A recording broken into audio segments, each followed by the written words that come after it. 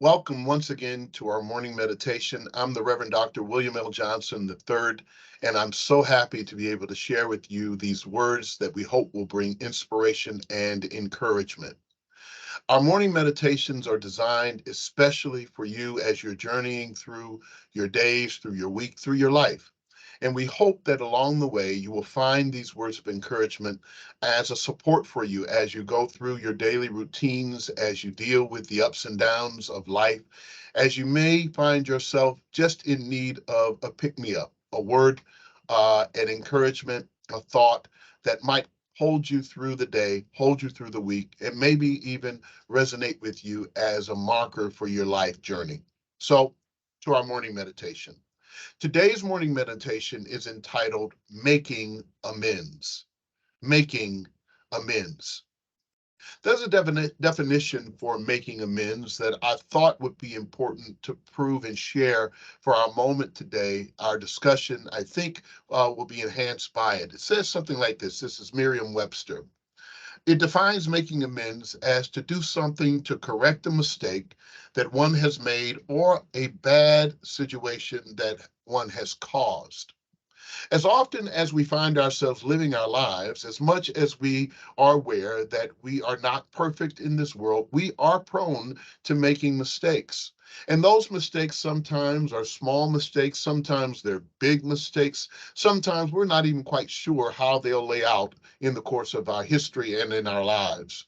Some of those mistakes, we didn't even know they were mistakes until they came up later and found themselves infiltrating our current life. And we wish that we had never had that conversation or never said those words or never found ourselves in that position or in that location or doing whatever it is that we have done.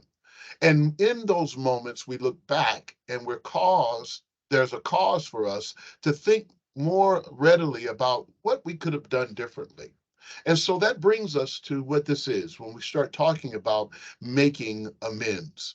There is an idea. If you're going to make amends, there's some things you need to do. But let me give you some context for this message today. As we are here approaching, many of us are already in Passion Week or in the season in which we are approaching for those who are Christians or those who are aware of the Christian holidays.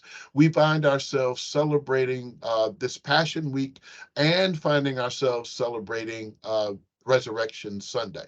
But between the passion, between the moment of Jesus entering into Jerusalem for the last time, and between Good Friday, we discover, or between Easter Sunday or Resurrection Sunday, we discover that things take a tragic turn on Good Friday.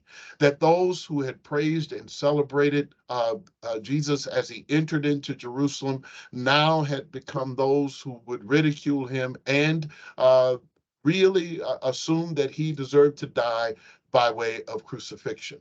It's a tough call. It's a tough story. It's not an easy story or one that any of us would enjoy. And for those of us, even though that we may not be a part of the Christian tradition or faith tradition, we can all identify with the moment in which we've had some highs in life and we've had some lows in life. We've had people to praise us, but we've also had people that have not necessarily been on our side at all. And in those moments, it's important to note whether or not they need to make amends or we need to make amends. That we make mistakes, we do things, we say things in the heat of the moment that we wish we could take back. And while there on Good Friday, on that Friday, Jesus was being crucified, we discover he offered some words. And one of those words that he shared with those around the altar, and not around the altar, around the cross and around the scene on Golgotha's Hill, we discover that they are there and he offers these words: Father, forgive them, for they know not what they do. I've always been fascinated by that statement because it looked and appeared to me that those who were out to destroy him, those who had put up their vote for him to be crucified, those who were fulfilling the task of his crucifixion, all of them seemed to know exactly what they were doing. But he offers forgiveness, a way for amends to be made for them in order to make sure he did it before he died. That's something. It's really interesting to open a way for us to find ourselves being forgiven before or while and during we are committing the act. That's what love really looks like. It is the pathway, the road for which amends is made. And so that there are four things that I outlined. Someone picked it up. I shared it. Don't know where it came from, so I wish I could give credit to it. But it says if you're going to make amends, amends means acknowledging first the mistake. And secondly, avoiding excuses about the mistake. Third, offering an apology of words to the mistake. And finally, offering an apology of actions about what has happened. I'll repeat those. One, acknowledge the mistake. Whenever we've done anything or whenever anyone has done anything to us, it's important to acknowledge that a mistake was made. I didn't really want that to happen. And even if I did, I shouldn't have done it. And in fact, that's what we really look for in others. When we're talking about making amends, we're talking about putting things back in right relationship in a place where they were before the event or the action took place. And so it says to us that it's important to make amends for all those around us. Who would want to go through life and leave like this earth without making amends if you can? You don't want to have enemies. You don't want to have people left without having those things rectified and not being able to reconcile one with the other. So, acknowledging the mistake, then not making any excuses about it. I mean, well, I would have done this if you had done this. I would have said this if you had not said this. It feels like it's not really making amends. It's actually blaming the other person for why it is you did to them or acted the way that you did. It's important to note that that's not a way to build bridges or make the relationship right. I could enumerate all the ways in which people find themselves, even though they want to say, hey, yeah, I understand there was a mistake that was made. However, they don't really take ownership of it or accountability of their role in it. Making excuses is not a good thing if you want to make amends. Apologies in words. It's important to articulate not only saying I'm sorry in your mind, but to be able to say it to a person, I'm sorry. We're sorry. We're sorry. It goes a long way when we acknowledge and apologize in words. I acknowledge that I was wrong. I take accountability for that. And I want to say to you that I am sorry. That's important to do. And sometimes it's really hard because it's probably one of the most vulnerable places we could possibly be. When we finally acknowledge, yes, there was a mistake that was made. And yes, I'm not making excuses. I'm not going to give the if, ands, what, and where, and why it happened. I'm just going to simply acknowledge that it did. And then I have to apologize first with words. To be able to articulate it with words, it's more than words. It says that I acknowledge your feelings about what it is that has happened. And when people want to make amends with us, we need them to acknowledge our feelings about what they did to us. It's important for that.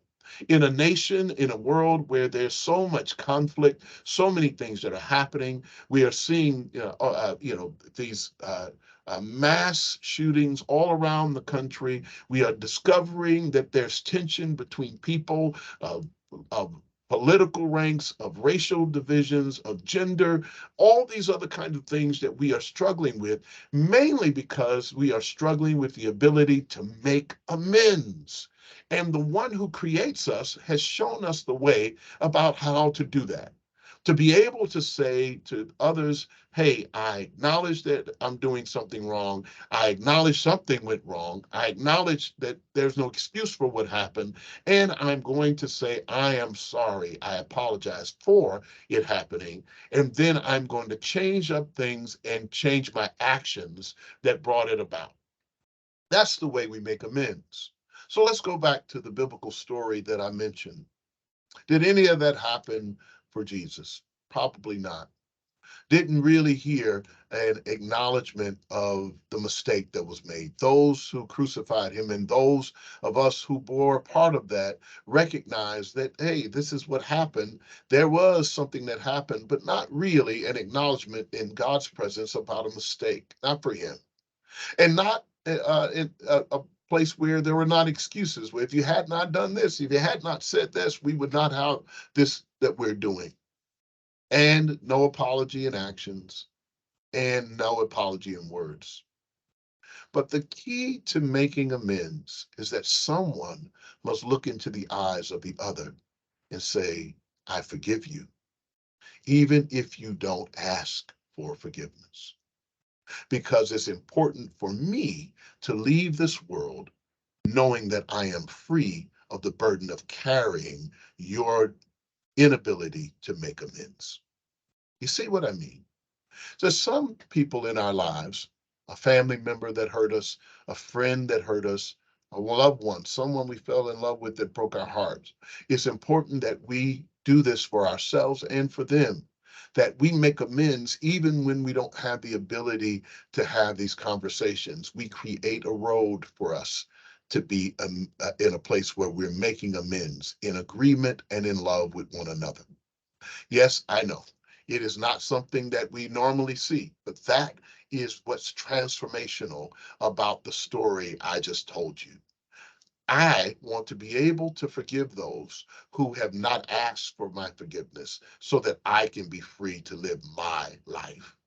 If they never acknowledge the mistake, I still no longer give them power over me to pull my strings based on their inability to acknowledge a mistake, or nor do I find myself in a place where I'm listening to their excuses and getting upset about why they did what they did and when they did it and where. I no longer feel like I need to give them power to be able to say or not say they're sorry. Don't worry about it. I forgive you anyway, and to find myself that even if their actions don't change, my actions do. And I decided to change my actions, not based on their inability to make amends, but in my ability to make amends with myself and to reconcile that I no longer need to be angry, frustrated, or empower them over my life. That's what we mean by making amends.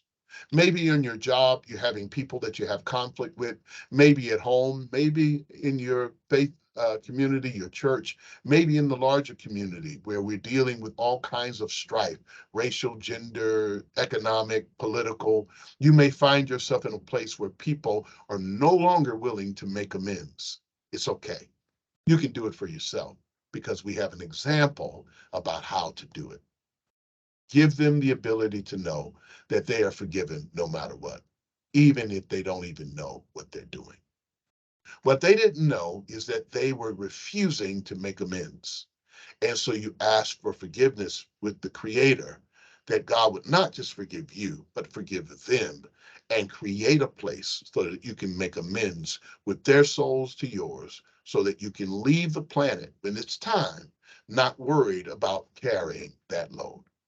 That's what I hope. I hope that in your lifetime, you're able to do that, not carry the load, but live freely, focused, fruitful lives so that as you do so, you don't carry any excess baggage about things that you don't really need to hold.